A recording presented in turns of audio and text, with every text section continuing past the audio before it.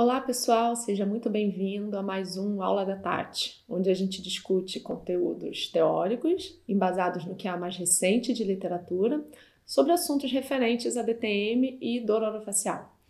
Eu me chamo Tatiana Foscaldo e o tema de hoje é 4 motivos para não tratar bruxismo com toxina botulínica. Sobre o que é o vídeo de hoje, gente? O vídeo é sobre o que existe na literatura atual sobre a relação entre toxina botulínica e bruxismo, né? Com relação ao tratamento de bruxismo. As pessoas confundem muito bruxismo com DTM. Então já é muito comum essa confusão acontecer. Ah, meu paciente tem bruxismo porque tem DTM, né? E aí, nesse bolo, as pessoas acham que a toxina botulínica trata os dois. Então, são uma série de conceitos errados que a gente tem que, aos poucos, ir acertando para ter uma visão melhor do que a gente sabe que dá para se fazer com a toxina. E eu vejo que... Por que é importante a gente falar sobre isso? Porque eu vejo a toxina sendo utilizada de uma forma muito indiscriminada, né? Sendo oferecida como tratamento de bruxismo e dor. A gente nem vai abordar aqui hoje o mecanismo de ação da toxina botulínica para a dor, que isso já é assim, um novo conteúdo. De uma forma geral, as pessoas acham que utilizando a toxina vão reduzir a força muscular, vão reduzir o bruxismo e através desse mecanismo vão reduzir a dor. Então a gente já tem aí um outro conceito que já não está tão legal, porque o mecanismo analgésico da toxina vai além disso, tá? Mas a gente não vai abordar nesse vídeo. Então, por que é importante a gente discutir? Porque ela está sendo usada de forma indiscriminada no tratamento de bruxismo e dores orofaciais, porque ela tem efeitos adversos que não são levados em consideração, porque o próprio diagnóstico do bruxismo está sendo deixado de lado, né? Então, eu estou vendo muito cirurgião dentista atravessar o passo diagnóstico, começar a tratar com toxina, sem nem ter uma noção real de que tipo de bruxismo é esse que o paciente tem, né?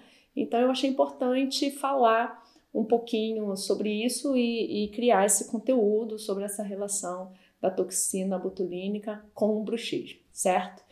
Então vamos lá, eu falei para vocês que eu vou dar 4 motivos para vocês não tratarem bruxismo com toxina botulínica.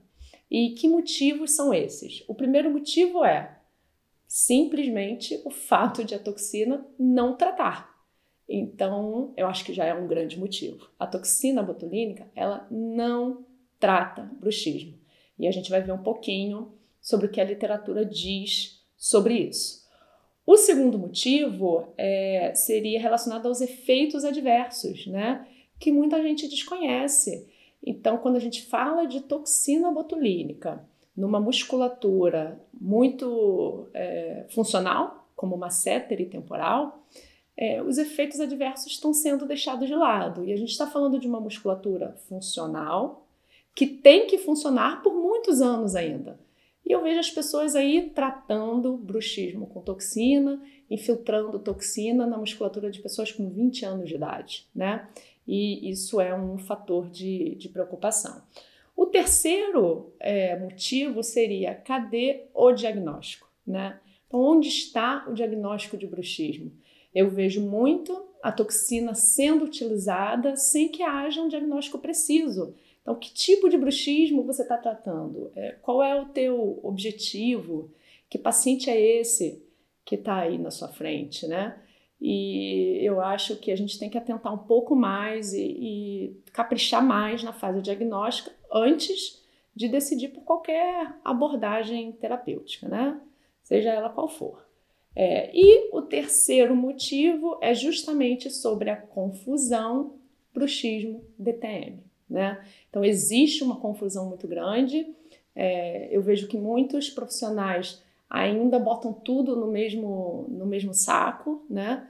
Tudo no mesmo bolo e tratam bruxismo e DTM como se fosse a mesma coisa, o paciente com DTM como se sempre tivesse bruxismo, o paciente com bruxismo como se sempre tivesse DTM, né? E aí, na ânsia de tratar, na ânsia de atuar, acabam utilizando a toxina como se fosse a pedra da salvação para o bruxismo da DTM, e não é bem por aí.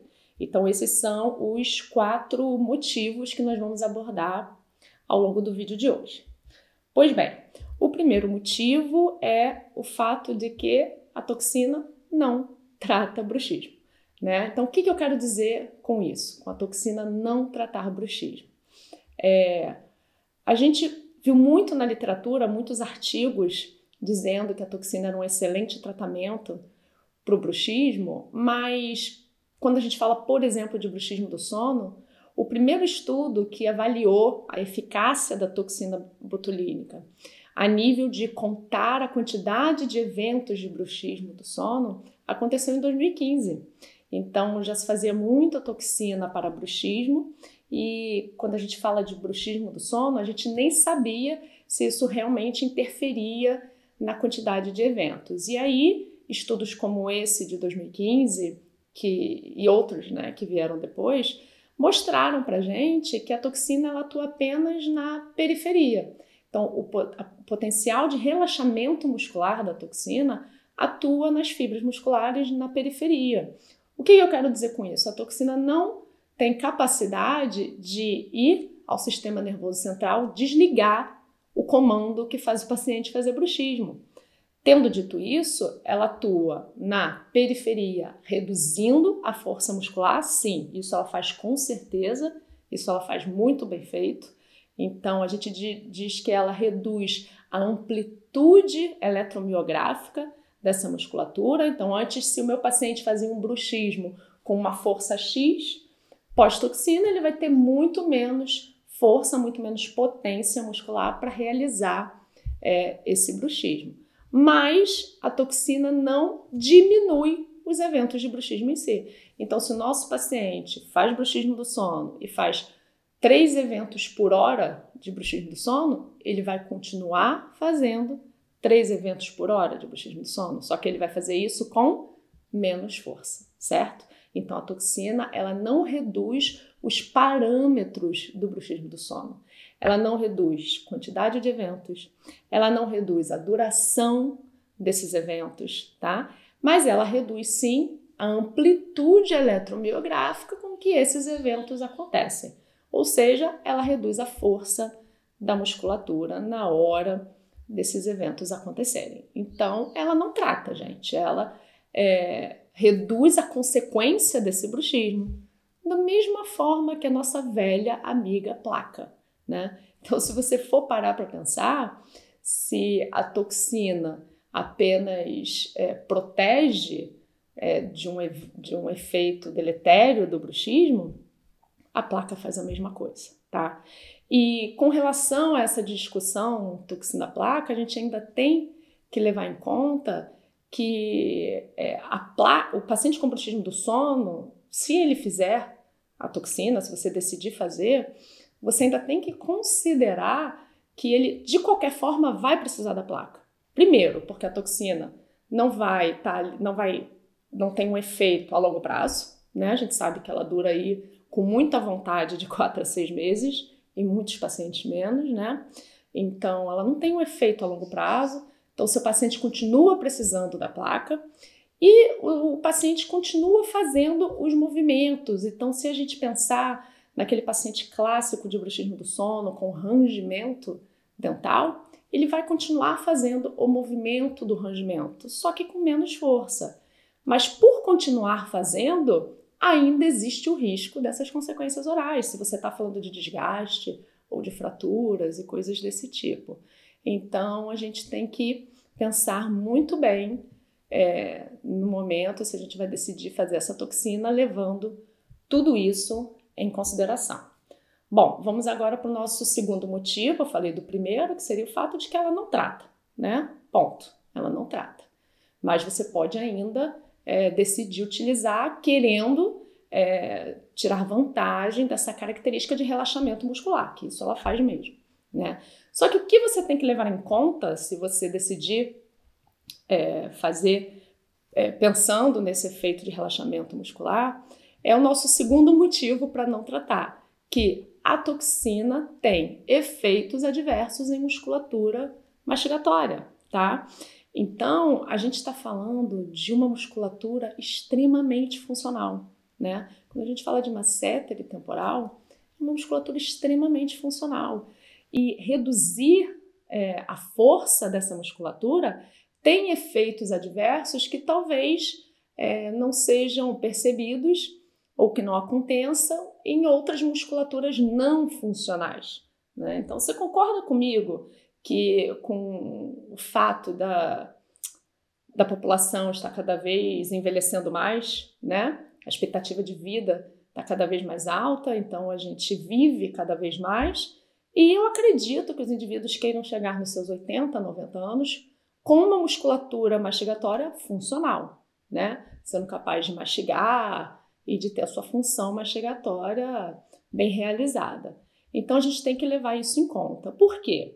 Estudos já mostram pra gente que a toxina em musculatura mastigatória tem efeitos adversos importantes.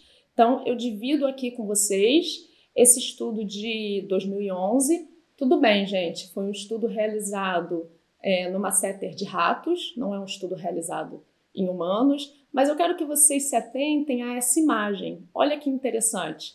Vocês veem do lado esquerdo a imagem do lado em que foi infiltrado a toxina e do lado direito, o lado contralateral, onde não foi infiltrada a toxina. Então acompanhem comigo que dos quadradinhos mais em cima aos mais para baixo, essas imagens vão ficando menos rosas e mais brancas. E o que isso significa? O que esse estudo mostrou? Que esses ratinhos que sofreram as infiltrações de toxina tiveram fibras do seu tecido muscular trocados por gordura, tá? Então, imagina isso numa masseter de um ser humano, né? Imagina essas fibras sendo transformadas em gordura. Qual é a expectativa disso no longo prazo, né? Então eu gosto desse estudo, apesar de ser realizado em animais e da gente não poder extrapolar esses resultados para o ser humano. Eu acho que essa imagem, eu lembro quando eu li esse artigo, que essa imagem me assustou muito, tá? Então eu fico pensando assim, caramba, será que a gente não tem que tomar um pouquinho mais de cuidado na hora de decidir usar uma toxina numa musculatura mastigatória, certo?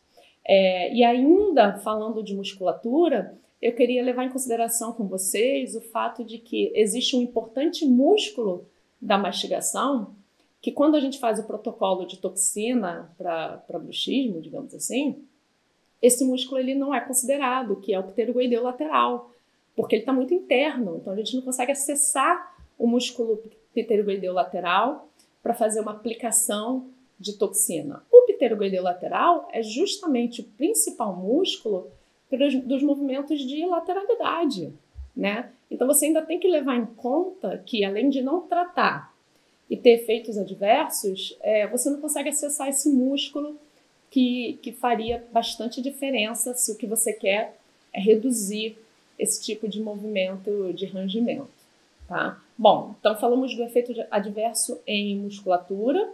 Vamos mostrar aqui um outro estudo mais recente, o ano é 2019. E o que é interessante desse estudo? Eu me deparei com esse estudo assistindo uma aula do professor Giancarlo, né, no ano passado, eu achei interessantíssimo.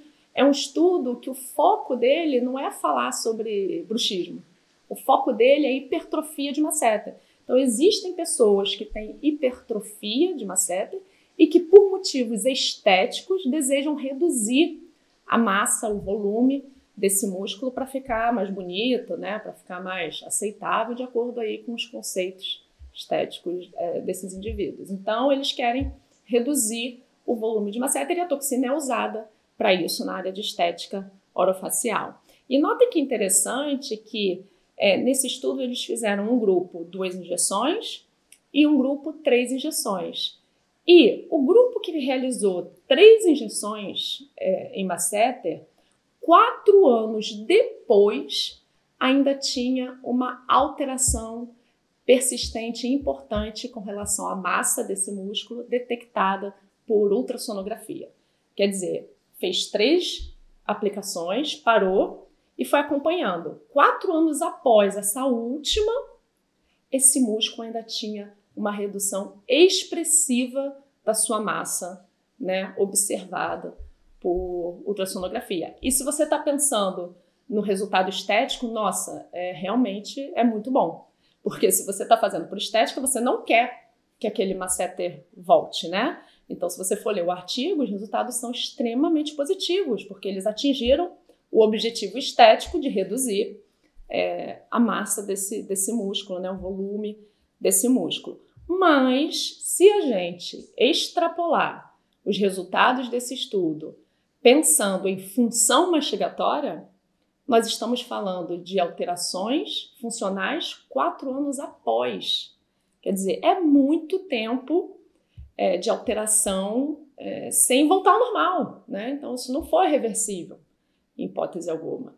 Então, isso faz a gente pensar quantas aplicações aí estão sendo feitas em pacientes jovens com o objetivo de tratar o bruxismo e como essa musculatura desses indivíduos vai chegar na fase mais avançada, né, uma fase mais avançada da idade, como que funcionalmente isso vai estar, eu não sei, isso me preocupa pra caramba, me preocupa muito, tá? Bom, é lógico que quando a gente fala de atuar num sistema músculo-esquelético, o sistema mastigatório, ele funciona com 2 articulações e todos esses músculos envolvidos, então é um sistema muito complexo. E ao alterar a função muscular, a gente acaba também alterando esse metabolismo ósseo, né? O que a gente fala de crosstalk, músculo e osso, né? O metabolismo ósseo depende da função muscular, a função muscular depende do metabolismo ósseo e por aí vai. Então, quando a gente altera demais essa função muscular, a gente acaba mexendo também nesse metabolismo ósseo. E os estudos começaram a mostrar isso pra gente em 2014, em ratinhos e em coelhos, como o estudo primeiro que eu mostrei para vocês, de musculatura, de 2011, né? Em 2014 surgiram os primeiros ali com alterações ósseas importantes. E na época todo mundo falava, mas isso é em animal, né? A gente não pode extrapolar esse resultado, óbvio que a gente não pode extrapolar. Mas aí eu queria dividir com vocês alguns estudos recentes que mostram a mesma coisa em humanos, tá? Então a gente já tem uma literatura bem mais recente mostrando que a aplicação de toxina em musculatura mastigatória altera o metabolismo ósseo da mandíbula. Então estudos como esse que vocês vão ver agora, que mostra uma perda de volume ósseo no ângulo mandibular, por exemplo. Nesse estudo foram realizadas somente 2 injeções, uma quantidade de unidade bem conservadora, 25 unidades por masseter, não é um absurdo, tá? Mas já mostrando alteração de volume ósseo dessa mandíbula.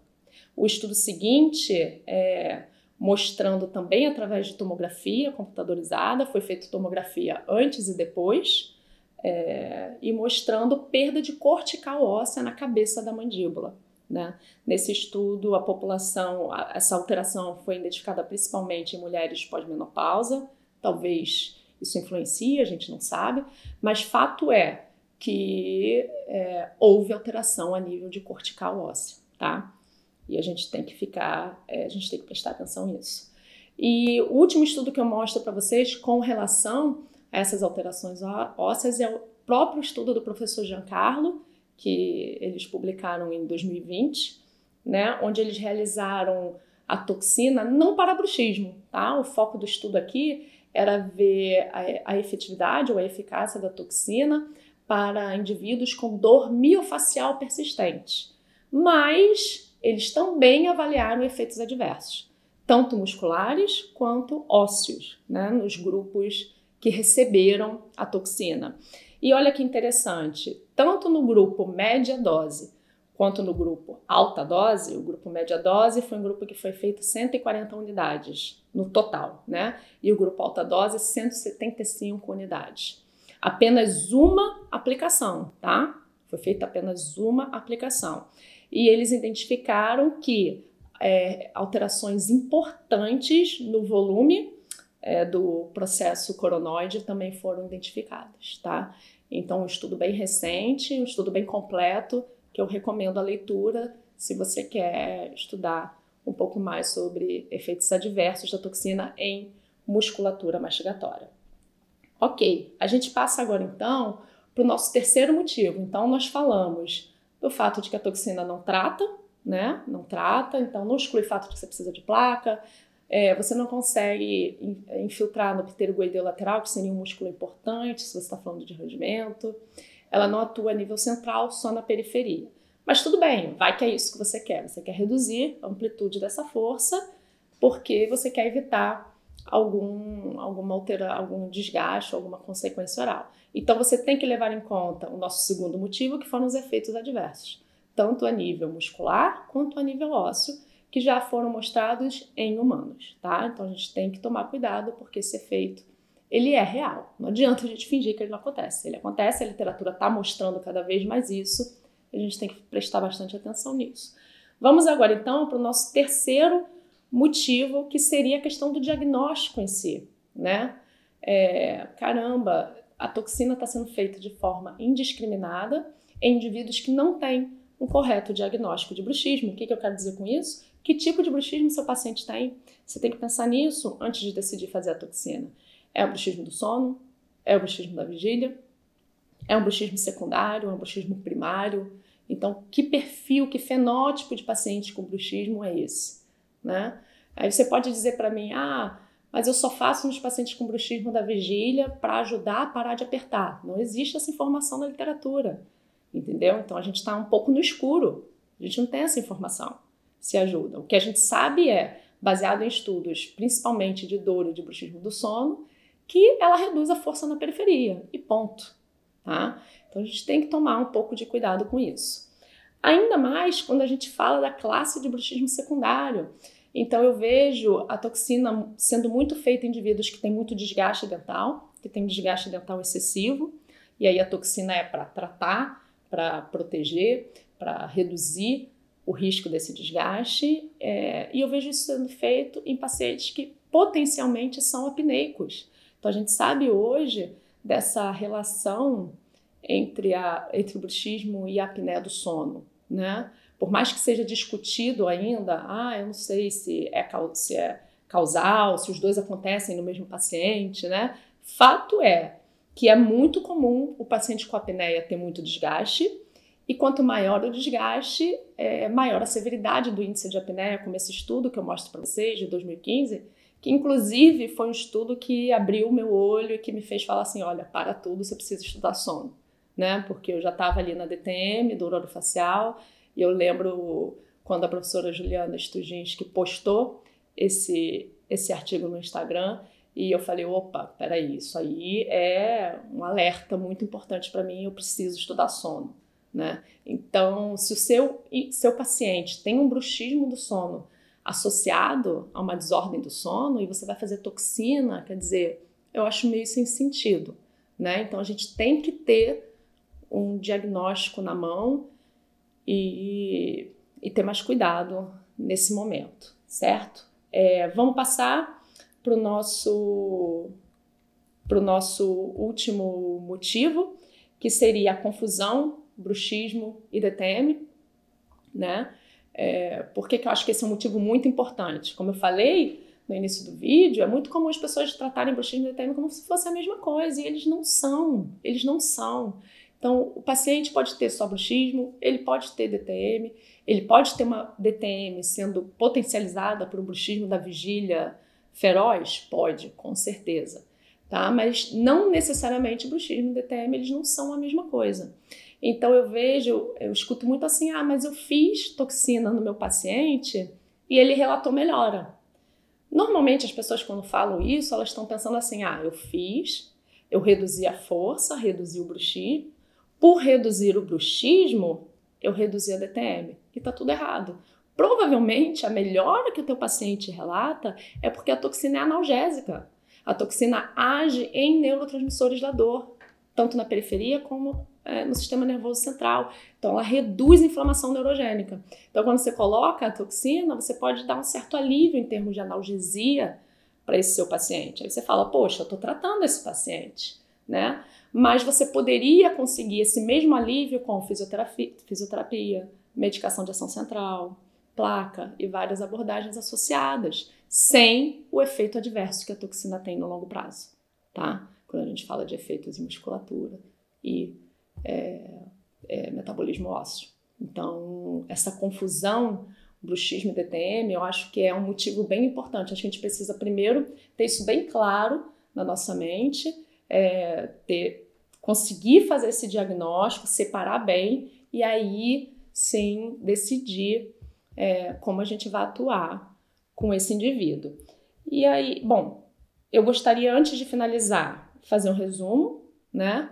Então, nós falamos sobre 4 motivos importantes para você não tratar bruxismo com toxina botulínica. O primeiro motivo é que ela não trata, né? Ponto. Ela não trata, ela só atua na periferia, reduzindo a força muscular. Ela não vai lá e desliga o comando central do bruxismo. Então, ela não trata. Segundo, ela tem efeitos adversos em musculatura mastigatória e o metabolismo ósseo desse sistema. Então, ela não trata e ela tem efeitos adversos, né? Então, a gente tem que pensar muito bem se a gente vai fazer o momento que a gente vai fazer. Terceiro, a confusão diagnóstica do bruxismo, né? Você não pode fazer a toxina para tratar bruxismo se você não sabe que bruxismo é esse que o seu paciente tem. É o da vigília? É o do sono? É o bruxismo secundário à apneia? É um bruxismo secundário a refluxo? É um bruxismo potencializado por uso de medicamentos? Que bruxismo é esse, né? Então, antes de decidir tratar, a gente tem que ter esse diagnóstico na mão, certo? E quarto, a confusão também com relação à relação bruxismo e DTM, né? Por ser um conceito que está muito confuso na cabeça do cirurgião dentista, de uma forma geral, a hora que se decide pela toxina, se decide embasado num conceito confuso e errado. E aí isso também não é legal, tá? Isso também não é legal. Eu nem tô falando aqui, gente, da relação custo-benefício, tá? Que, aliás, poderia até ser um dos motivos, poderiam ser 5, custo-benefício, porque a gente está falando de medicamento extremamente oneroso e a gente sabe que existem outras abordagens que não custam tanto e que são eficazes e efetivas, tá? Para controlar bruxismo. Então, gente, resumindo, esses são os 4 motivos para você não tratar seu paciente com bruxismo com toxina botulínica. E eu queria finalizar novamente com um artigo do professor Giancarlo, onde, vamos lembrar, ele usou a toxina para pacientes com dor miofacial persistente, certo? Ele nem estava olhando bruxismo, tá bom, gente? Mas ele tinha, eram 5 grupos, né? Um grupo era placebo, onde ele fazia infiltração de solução salina. Um grupo só recebeu placa oclusal, nada mais e nada menos. E 3 grupos receberam infiltrações com toxina botulínica em diferentes doses. Um grupo baixa dose, um grupo média dose e um grupo alta dose. E aí ele acompanhou esses pacientes ao longo do tempo e ele viu que o grupo média e alta dose foram os grupos que apresentaram efeitos adversos em musculatura mastigatória, como a gente já viu. E olha que interessante, com relação à redução da dor, a toxina, todos os grupos com toxina reduziram a dor de forma significativa quando comparado ao placebo, tá? Então a toxina ela é analgésica, ela reduz a dor. Então, os resultados dos grupos toxina foram muito bons quando comparados ao grupo placebo, mas veja bem, o resultado dos grupos de toxina foi igual ao da placa oclusal. Então, a gente tem que pensar muito bem, né? Porque se você consegue o mesmo nível de resultado com uma abordagem menos invasiva, sem efeitos adversos, com custo-benefício melhor, a gente tem que pensar bem. Então, esse estudo veio para balançar a nossa mente, fazer a gente pensar bem na hora de tomar essa decisão se vai usar ou não a toxina botulínica, ok? Então, eu espero que vocês tenham gostado desse conteúdo. Deixe seu comentário, sua dúvida, interaja aí com a gente para a gente continuar sempre crescendo e dividindo essa experiência juntos. Obrigado mais uma vez e até a próxima. A gente se vê por aqui.